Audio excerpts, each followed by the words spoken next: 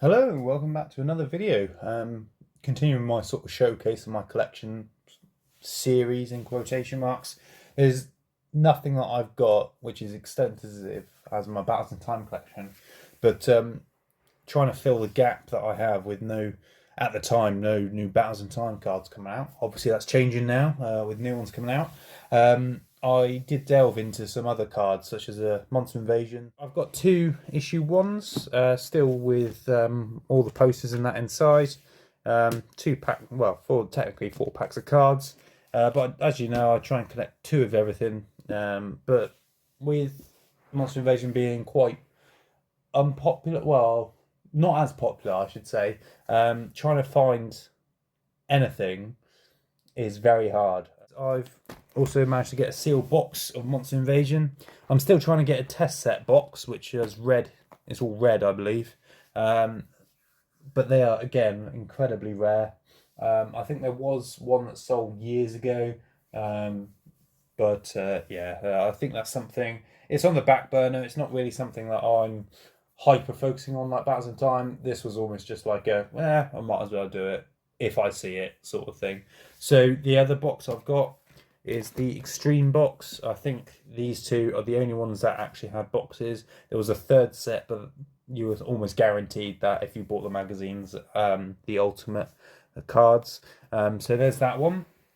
Also, what they brought out during the tenure of Monster Invasion were these tins. These are obviously still sealed. You'll see a lot of them with pricing on there, but I specifically wanted one without the pricing, just so you could appreciate the full artwork. But these, I believe, it was this one that came out for the normal set, and then this one that came out for the extreme set. So there's different types of packs in them. Last but not least is the actual cards themselves, which was my sort of main sort of concern and what I wanted really to collect. So I'm probably one of the very few people with a complete Monster Invasion test set, including the test set Infinite. That is an incredibly elusive card. Far rarer than the Battles in Time test set Super Rose. I think it's because Monster Invasion was only released in the Southwest, unlike Battles in Time, where there was a bit of a wider test audience. It was only in the Southwest, and I think there's very, very, very few of these Infinite cards printed. So the test set was very much like the Battles in Time test set, where the cards were almost identical to the main set, but with the difference of on test set cards. They have bronze Daleks rather than the new series colourful Daleks that was showed with Matt Smith's era. That was changed eventually when they released the main set. But I will admit these cards really did grow on me. Especially lately, and once I started collecting them, I've always had a test set, but never had the test set Infinite. And that almost stopped me collecting them. It was like, well, I'm never going to get it, so I might as well just stop. But then I had the amazing opportunity to actually purchase it, so I did, and therefore I collected everything else. But I mean, the sleeve does stop the transition being really shown, so I'll take it out. But I'll try and get it good view for you. But it's just Matt Smith with the typical Monster Invasion multiple transition images. As you can see, there's the back. This is a really good condition card, in my opinion, and I'm just effectively very lucky to own it. And it'll probably remain with me forever until my descendants sell it for $8.99. Then we move into the sort of main set. Again, these cards are effectively the same as a test set, except that's a bad example. Except for, that's also a bad example. Let's try that one. There you go. The colourful Daleks on the back rather than the bronze Daleks. Let's just slide that back in.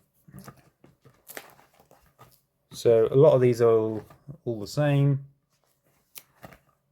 And then you get the Assimilate, which is the Monster Invasion main set card number 90, which is the Cybermen helmet opening. It's really good. I think unlike Battles in Time where max of 3 transitions, these are multiple. giving a really nice effect on when it opens.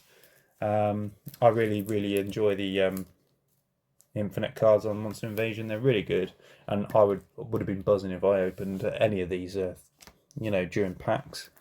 So they extended it on the main set. They extended the cards.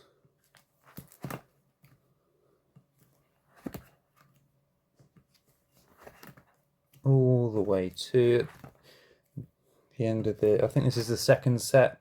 I'm not really too clued up on Monster Invasion. Like I said, I didn't really collect them as a kid. I've just collected them to sort of try and fill that gap while Battles in Time was dead in the water. But obviously they brought that back recently, so it gives me something to do. There's the third and final Infinite for Monster Invasion. It's the Silence, really cool effect. And then it moves on to the final cards, which were all shiny pretty much. I don't think there's any Monster Invasion cards that I haven't got, but if there is, please let me know.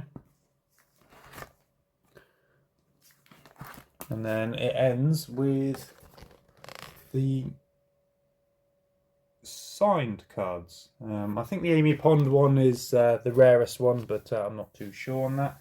That is pretty much it for Monster Invasion. Thanks for watching. If you have anything to add, please comment below.